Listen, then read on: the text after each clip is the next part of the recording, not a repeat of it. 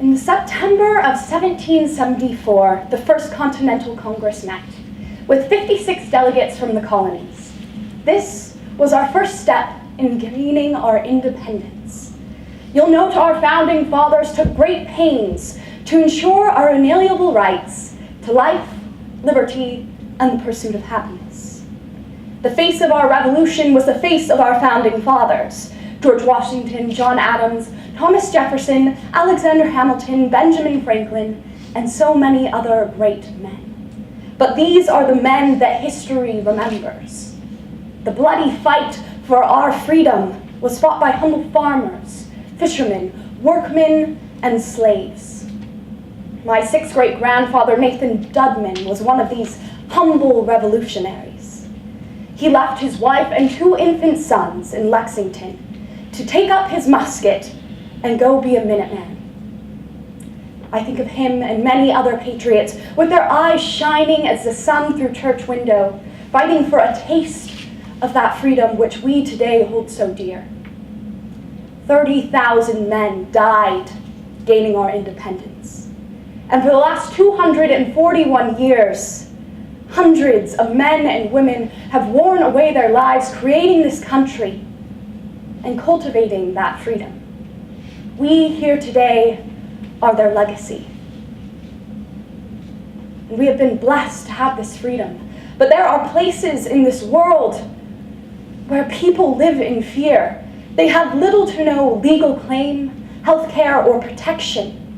There are places where children only dream of gaining an education, where women and girls are denied their basic human rights, where there is no clean drinking water. And seeing as we have gained so much through where we live, it gives us an opportunity to help those that don't have as much. But we don't need to look beyond our shores to see freedom's flame flickering.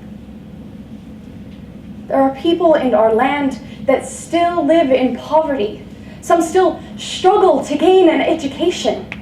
Others struggle and don't feel safe. And some veterans don't gain basic care. We need to start making these difficulties our problem. For we are all humans living in a tumultuous world, but we lucky few are lucky enough to live in America. We live in a country where we need to stop seeing our freedom as a tool for selfishness, but as a tool for selflessness. For as Peter Marshall says, may we view our freedom not as the right to do as we please, but as the opportunity to do that which is right. For our freedom that we have was so diligently and carefully erected for us. We need to use it to help those who don't have such things.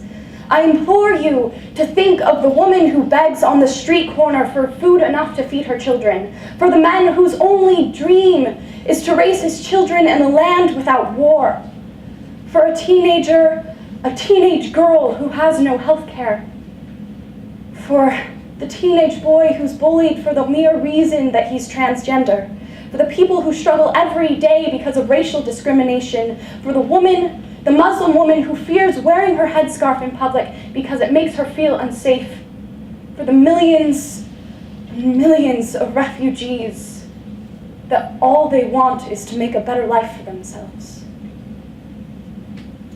We cannot help everyone, but everyone can help someone. We have the freedom of religion, the freedom of the press, the freedom of speech, of assembly, the right to bear arms, the right to a jury, to a trial. There are people in this world who would give up everything they have to have the freedoms that we have because we live in America. And those freedoms give us an opportunity to love and help others. So do it. Thank you.